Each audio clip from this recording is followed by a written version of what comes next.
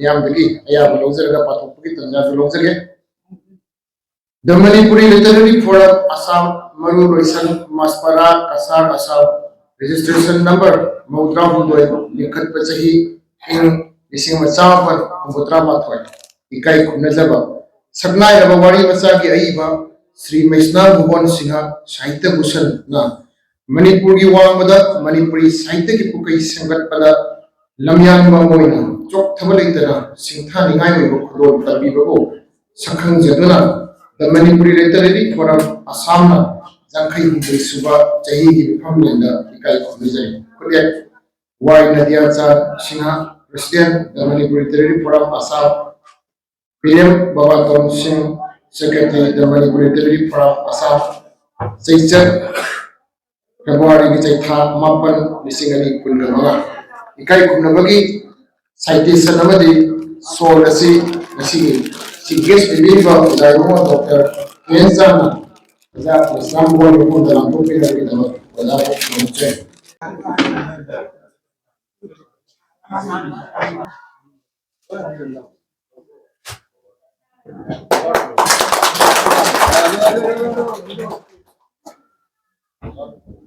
Hello, sir. We are now over the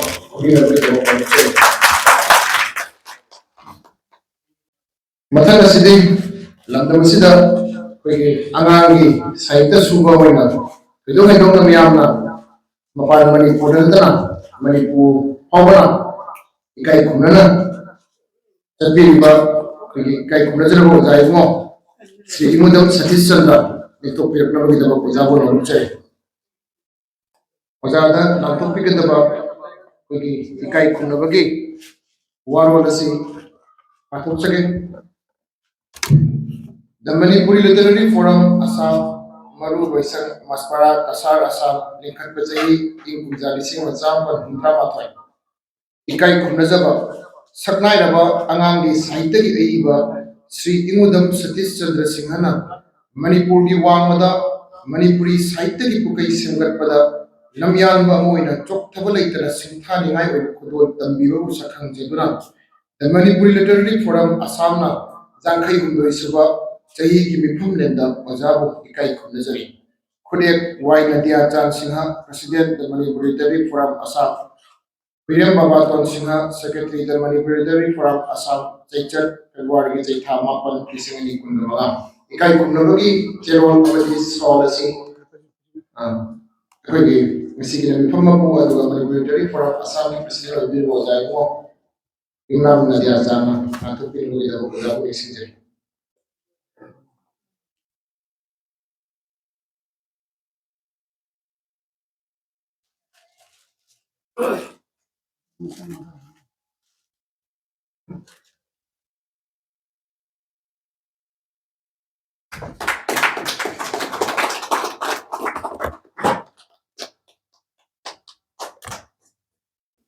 Matanda, Saknairaba Wari Masaiba, Zaimo, Sikisam Bidabati, Manipur Theatre Center, Lantok Chakadaba, ekaikhumnabagi, the Manipuri Literary Forum, Assam, ekaikhumnaba, Saknairaba Wari Masaiba, Sri Kaisam Bidabati Singhana, Manipuri Wangmada, Manipuri Sahitya Pukai Sangat Pada, Kathok Chongtham Gouro Singha Ningai Kudol Tabibo Sakhom Kamalakanta, Forum Asigi, Yankai Suba chahigi Mifamlem Banskandi ekaikhumnaba, Kudek Y. Nadia Singh, President, Literary Forum, Assam, Huirem Babaton Singha, Secretary, Literary Forum, Assam, Chaitha, February Chaitha Mapan, Lisingani Kunjalal, ekaikhumnabagi Jerol Committee Solasi, Zaimo from the Latopila Bagitaba, Pasidi, ekaikhumnaba between the Lexin Bekoda, Sri Chongtham Gouro Singha from the Rochen.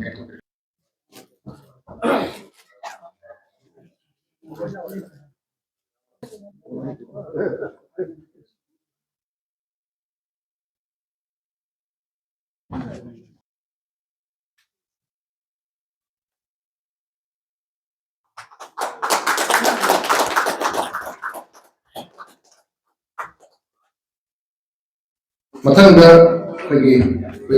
Yamakina, Nasim Vinazaba, adum sigi Saknairaba matabisegi Saisakwa All India Radio ke koi approve singer yang lebih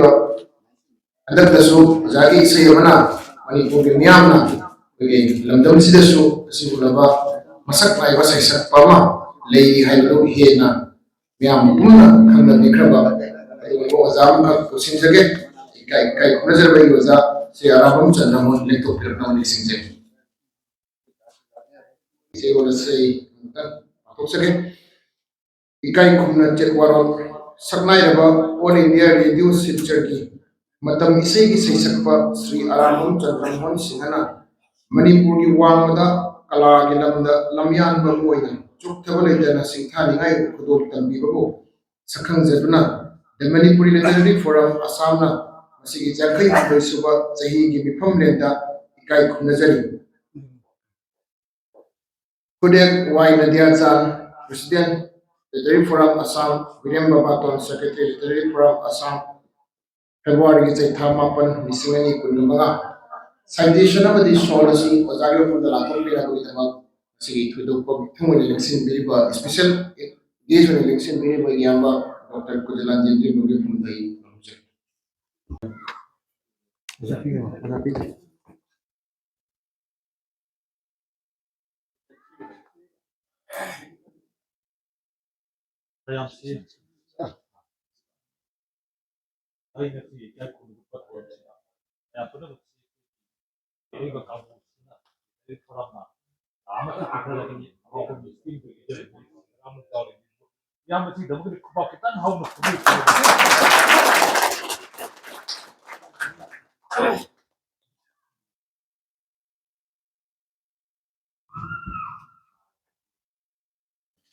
Matanga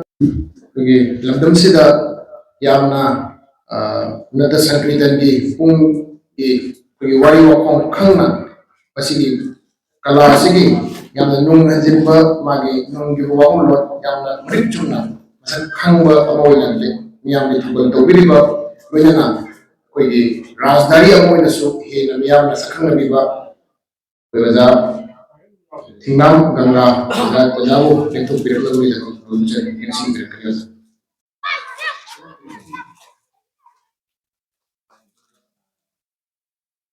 Zari pun dalam tu tiga dapat ikai pun bagi walau masuk cari ikai pun nezaba. Saknairaba Sri Uza Tingnam Ganga Singh Manipuri Sahitya Akademi Assam na by the Bhushan Award Pibi Kharba Wazana Manipuri Mapanda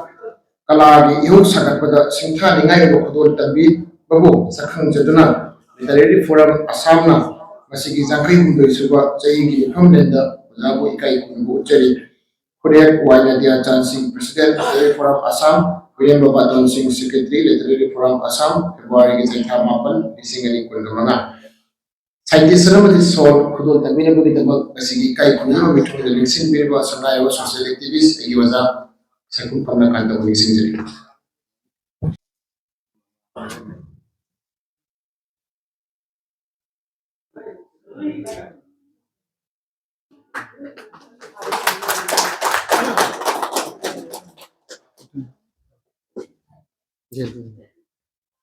Tanda kutuk sabda mioi asi koigi lila drama bu hairagadi natraga film bu hairagadi lanai punsigi maidagi maru oi bagadi achinba takpam kaya leresu khudingmak tumoi naraga koigi Manipuri Theatre Manipuri Sumang lila amadi film yauna tongan ba performing art ki lamsigi damakta koigi punsi kathokpa galena hojik phawada lepa leidana changsin biriba yamba somorluang nitupirkan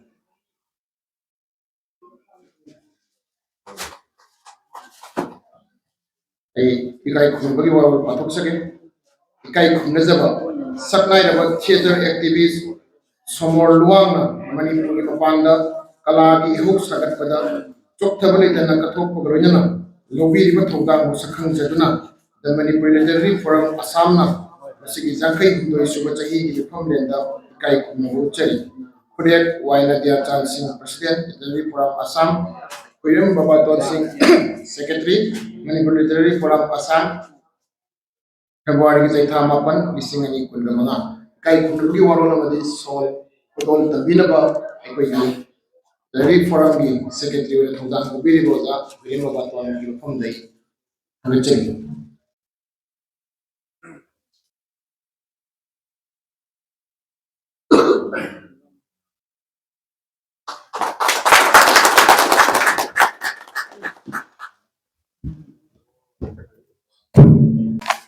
mathang asina khoi yamna naha oina Manipuri natta sankritan ki saisak pamoina khoi barak tampak tanatana mapan Manipur ki Tripura yauna Assami Hojai yauna tonga tonga mafam singda he yamna sakhnaba wala mai pa yamna thobal dobiriba yamba Chongtham Mongol netok biraknaba nisingjer ekaikhumnaba naha oina machin tumkhatlakliba natta sankritan ki saisakpa Sri Chongtham Gouro Singha Manipur ki wangmada natta sankritan ki lamda achawa mafam ama kanbuna tangsin lakliba khongjang bu sakhangladuna the Manipuri Literary Forum Assam na masigi jangkai hundoi suba chahigi Mifamlem ekaikhumnajari kudet waina dia Chan Singh President Literary Forum Assam Huirem Babaton Singh Secretary Literary Forum Assam February ki chaitha mapan lising ani kunga citation of the short kudol tabiraba masigi ekaikhumna thani election riba Soubam Jayanty ma Jayanty ki humde kusinajari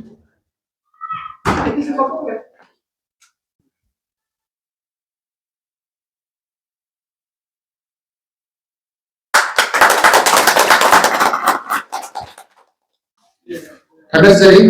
kala bilamda dogi dokpa kudol tamlamba Sahitya ki lamda dogi kudol tabiriba ojasing humda achamba nemyam salamadi ekaikhumnabagi waro kudol tamjakhrabagi matung asiri koigi sahi khara asida Sahitya ki koigi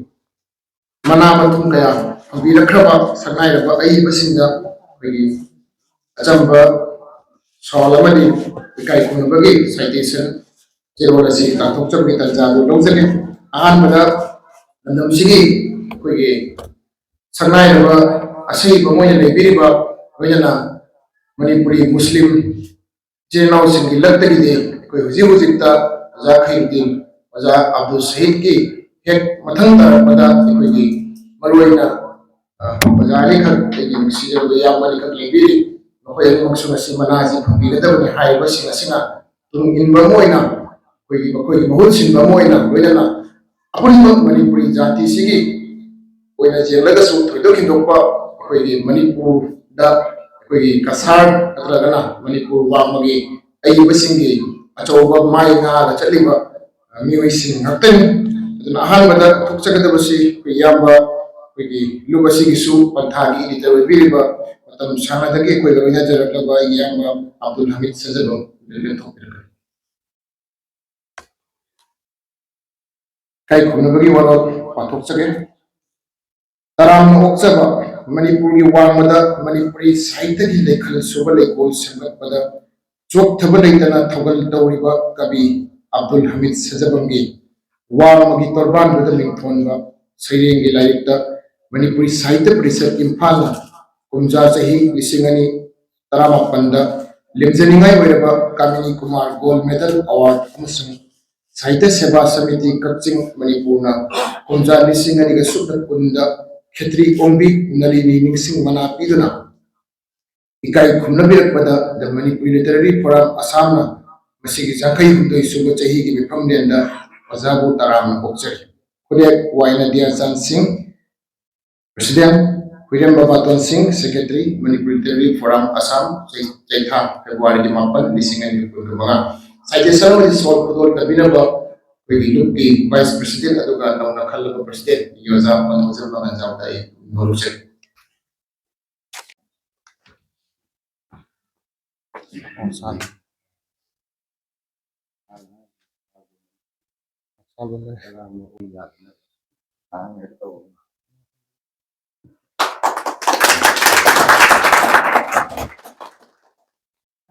mathang othokchagadoriba oja asi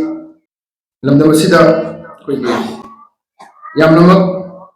mating leiba aduga Manipuri jati asigi thawal tawba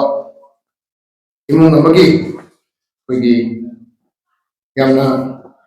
mamal leiba misak amani haijaba tai aduga lamdam asigi su koigi miyam ne khangna beraba sumnatagi asiba mo ne natana koigi isai iba mo ne su vidong edongna asagi matik mathona fudok fudogena mai pagna lebiriba egi yamba Limina Pajarabada, Tahir Sajabab Netopirka.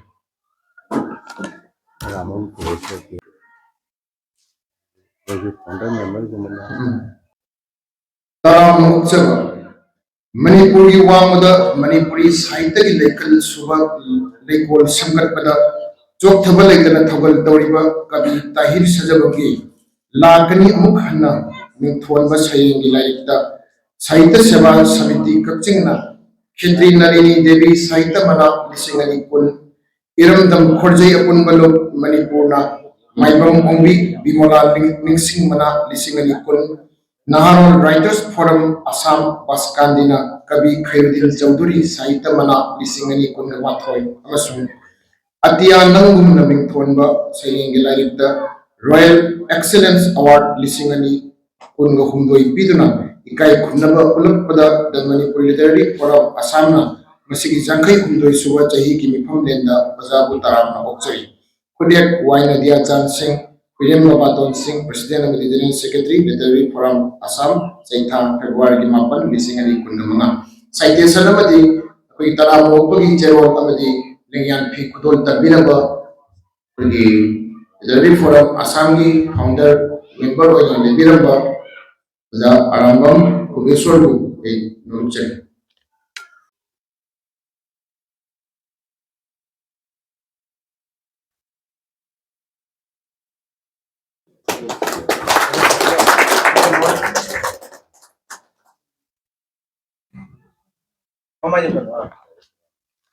Matangda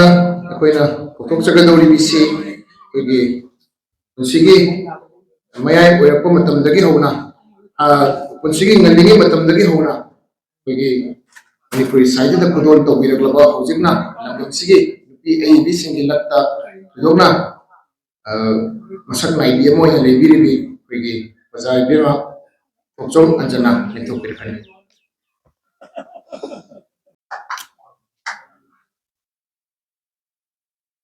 Taramna Okchabagi Warol Pathoksage.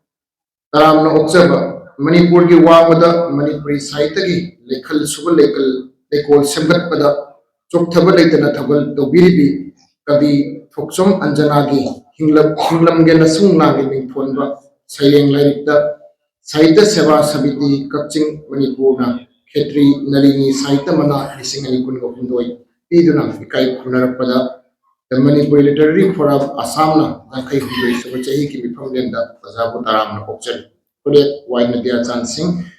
Huirem Babaton Singha President of the General Secretary the Manipuri Literary Forum Assam Sina Chaitha February ki Chaitha Mapan Lisingani Kundamanga Koigi taramna Okpugi Warol Amadi Lanyan Pi Kudol Tambinaba Koigi Lamdam Sige Koigi Forum Matam Pudumokta Sagatuna Chatti literature activist Hajabatare Ine Okchom Ongbi Ima Thoibo Kosinjari.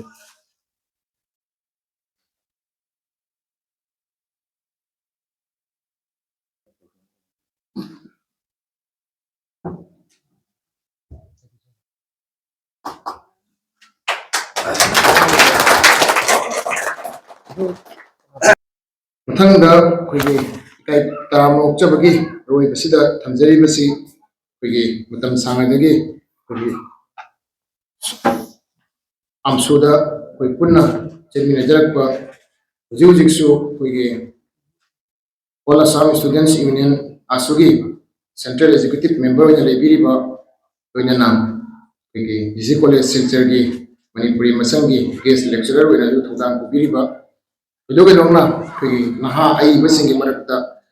Yamning later Badu the Junatana Social Youth Activism in a National Youth National Youth Award Bikraba Egimaru Egin Maru Kanjarapo Krishnamon Kosinjari.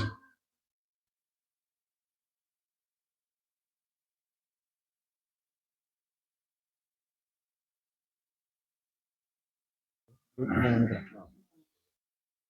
Nokchabuki Warol, Konthoujam Manipuri Wamada, Manipuri Sahitya ki Lekhal Suba Lekol Sibatpada, Chongtham Gouro Singha, Naha Kabi, Hanzrakam Krishna Mohangi,